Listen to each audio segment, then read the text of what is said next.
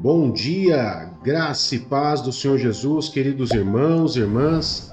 Sejam muito bem-vindos à oração da manhã de hoje, 18 de dezembro. A mensagem de hoje é: qual é a vontade de Deus para a minha vida? Essa tem com certeza sido uma das maiores perguntas daqueles que querem fazer a vontade de Deus, que querem andar corretamente nos caminhos do Senhor. Como eu posso descobrir qual é a vontade de Deus para a minha vida?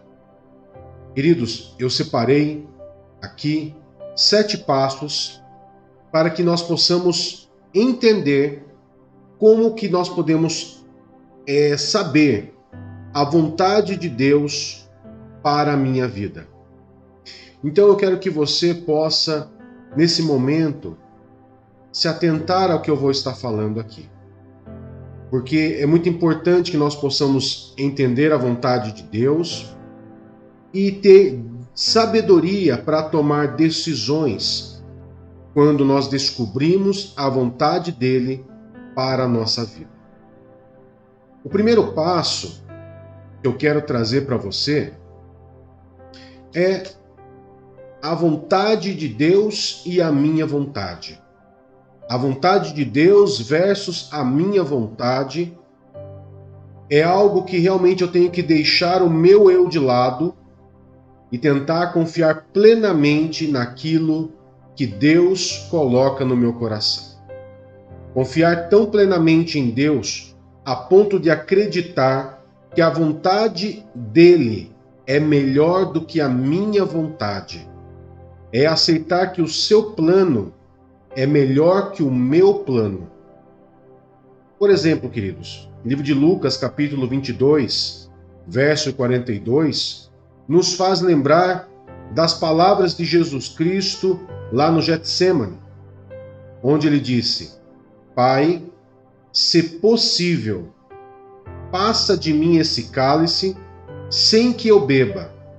Todavia, não se faça a minha vontade, mas a tua.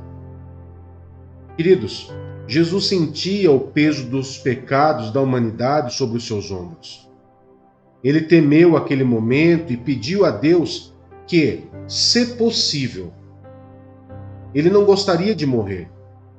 Mas em seguida, Jesus disse: faça-se a tua vontade. Uma coisa é concordar com Deus quando a vontade dele coincide com a nossa.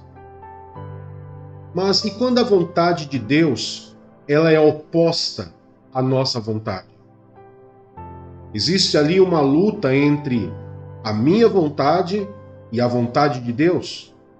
E muitas vezes agimos como se Deus fosse um gênio da lâmpada, onde nós esperamos que ele diga sim para todos os nossos desejos, todos os nossos planos, projetos, orações, que Deus fale sim para aquilo. Então, o primeiro passo é nós entendermos que a vontade de Deus nem sempre vai coincidir com a nossa e que muitas vezes vai ser totalmente contrário àquilo que nós esperamos. O segundo passo, queridos, que nós podemos entender qual é a vontade de Deus para a minha vida é através da oração. Porém, esse assunto, falar de oração, esse assunto de oração, muitas vezes ele não é bem compreendido. Mas eu quero aqui dar uma pequena pincelada com respeito à oração. A palavra oração, ela é falar com Deus. A grande questão é que muitas vezes as pessoas, elas enfeitam muito a situação. E quando você enfeita muito, isso faz com que a pessoa ela possa olhar, pensar e falar: mas precisa de tudo isso? E na verdade, orar com Deus é tão mais simples do que você imagina. Orar a Deus nada mais é do que você estar ali conversando, abrindo o seu coração a Ele, como se você estivesse falando com um amigo. 1 Pedro, capítulo 5, verso 7, diz assim: lançando sobre ele toda a nossa ansiedade, porque ele tem cuidado de nós. Sabe o que isso quer dizer, queridos? Deus, ele é o ombro amigo na qual você pode desabafar. Muitas vezes as pessoas enfeitam a oração com palavras que muitas vezes nem existe mais no vocabulário. E deixa aquela coisa assim muito enfeitada. Agora você imagina você conversar com um amigo com palavras tão ricas, palavras que muitas vezes tem que procurar no vocabulário para falar com ele? Não ia ser legal, né? Então, conversar com Deus, orar a Deus, nada mais é do que você ter um relacionamento com Ele, de conversar, expor a Ele aquilo que você está sentindo, até mesmo dizer quando você não está com vontade de orar, fala: Pai, olha, eu não estou muito afim de orar hoje, eu estou cansado, eu estou triste, eu estou abatido. E isso já é uma oração. Amém, queridos? Então, é importante que você possa orar, mas lembrando, a oração, ele não é um monólogo, onde só você fala. A oração é, como eu falei, é uma conversa entre o seu melhor amigo. Então você fala e Deus responde. Mas como que muitas vezes Deus responde? Você pode perguntar: eu não tenho dom de revelação, eu não tenho dom de profecia, nunca ouvi a voz de Deus. Queridos, aonde Deus mais fala conosco, você não precisa ter dom. Você só precisa abrir a sua Bíblia. Quando você abre a sua Bíblia, e aí nós passamos para o terceiro passo, ali você vai ter todas as respostas da sua oração. Muitas vezes o que acontece é que quando você lê a palavra de Deus, a Bíblia Sagrada, você sempre lê ela na terceira pessoa. Ou seja, Deus beneficiando Daniel, Davi, beneficiando sempre ele. Mas você tem que parar e pensar que essa palavra ela foi escrita por amor a nós, por amor a mim e amor a você. Então a palavra de Deus, muitas vezes ela vai responder às suas orações quando você começar a ler essa palavra e vai começar a colocá-la na primeira pessoa, eu. E você vai começar a ouvir a voz de Deus sempre na forma quando você estiver lendo a palavra de Deus. Alguns, para ler a palavra de Deus, acham que tem que começar do livro de Gênesis e seguir uma ordem como está na Bíblia e ir até o livro de Apocalipse. Querido, se você tem dificuldade para ler, comece lendo histórias conhecidas. Por exemplo, vou citar aqui alguns exemplos, né?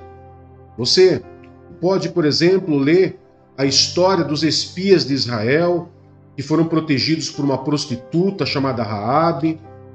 Estuda, medita também, pode meditar na história de Ruth, que mesmo não sendo judia, decidiu seguir o Deus da Bíblia. Então você ali meditando, estudando a palavra de Deus, vendo aquela genealogia, você descobre simplesmente que Jesus foi descendente tanto de Ruth como de Raabe. E você começa a entender que o Filho de Deus, Jesus Cristo, ele veio de uma linhagem de pessoas simples. E foi Jesus. Daí você vai começar a chegar numa conclusão de que não importa de onde você veio, ou de que linhagem de família você veio, ou de quem você era, ou de quem eram os seus pais, os seus avós, mas que Deus poderá te usar, poderá me usar como você é. É a partir de quando você lê a palavra de Deus e você vê a história, onde você lê na terceira pessoa e depois você analisa e coloca ela na primeira pessoa, fala: como que eu me encaixaria nessa história? Você começa a entender que Deus aceita você numa situação simples, e não importa de onde você veio, quem faz a obra é o Espírito Santo. O Espírito Santo é que transforma o seu caráter e o seu jeito. Agora, quarto passo. Não guie-se pelos sentimentos. Provérbios 16, 25 diz: há caminhos que parecem direitos, mas o seu fim são caminhos de morte. Então tome muito cuidado para que você não venha a ser enganado pelos seus próprios sentimentos. A Bíblia ela está repleta de exemplos de pessoas que começaram bem, mas depois tomaram decisões baseadas apenas na vontade própria. Se a gente for analisar, por exemplo, a história de Saul, a gente vai ver algo desse tipo, tá? Aonde ele foi consagrado rei, começou até bem, daí na primeira situação que Deus levou ele já fez a sua própria vontade e aí ele falhou. Amém? Quinto passo, ouça conselhos de pessoas de Deus. O livro de Salmo, capítulo 1, verso 1, diz: bem-aventurado o homem que não anda segundo o conselho dos ímpios, não se detém no caminho dos pecadores, nem se assenta na roda dos escarnecedores. Amém, queridos? Então, ouça conselhos somente de pessoas de Deus. Não ouça conselho dos ímpios. Não ouça conselho de quem detém no caminho de pecadores, ou de quem se assenta na roda dos escarnecedores. Mas ouça conselhos de pessoas de Deus. Amém? Provérbios capítulo 11, verso 14 diz: na multidão dos conselheiros há segurança. Amém? Sexto passo, examine a sua trajetória de vida, aquilo que Deus está traçando na sua vida. É importante que você possa analisar a história de Deus na tua vida, como Deus tem conduzido você. Quando nós nos lembramos, por exemplo, da história de Abraão, lá no capítulo 12 de Gênesis, a gente vê que Deus, ele deu ordens por etapas a Abraão. Ele não escreveu toda a história de Abraão numa pancada só e deu para Abraão. Ele foi soltando aos poucos. Então você tem que meditar, ver aquilo que Deus tem conduzido a sua vida, como Ele tem conduzido a sua vida, e daí sim você vai decifrando aquilo que Deus quer para você. Agora, se você já fez todos esses passos que a gente colocou aqui, agora é necessário o sétimo passo, que é você tomar uma decisão de o que você vai fazer agora que você descobriu qual é a vontade de Deus para a sua vida. Livro de Josué, capítulo 24, verso 15, diz: escolhei hoje a quem sirvais. Livro de 1 Reis 18, 21, também disse: até quando cocheareis entre dois pensamentos? Se o Senhor é Deus, segui-o. Se é Baal, segui-o. Convide a Deus para continuar no comando da sua vida. Peça a Ele para não deixar você se afastar do plano dEle, da vontade, dos caminhos dEle para a sua vida. Sabe? Conhecer a vontade de Deus não basta. É preciso ir além. É preciso obedecer, entregar o teu caminho ao Senhor e confiar nele, que Ele tudo fará, já diz Salmos 37, verso 5. Amém, queridos? Vamos estar orando? Amado e eterno Pai, em nome do Teu Filho Jesus, nós consagramos esse dia ao Senhor. Mas que, além de consagrar, que seja feita a vontade do Senhor sobre a nossa vida. Que a Tua vontade venha a ser conhecida por nós. Que nós possamos entender qual é a boa, perfeita vontade do Senhor. Pois nós sabemos, meu Pai, que os planos do Senhor, os projetos do Senhor, são projetos para nos fazer prosperar, não para nos causar danos. Que os planos, os projetos do Senhor, é para nos dar esperança e para nos dar um futuro. Por isso, meu Pai, te peço que o Senhor revele ao coração de cada irmão, de cada irmã, nessa manhã, a sua vontade na vida de cada um deles, Pai. Para a honra e a glória do teu santo e poderoso nome. Amém e graças a Deus. Amém, queridos? Que Deus abençoe um excelente domingo para você e que Deus os abençoe. Tchau, tchau.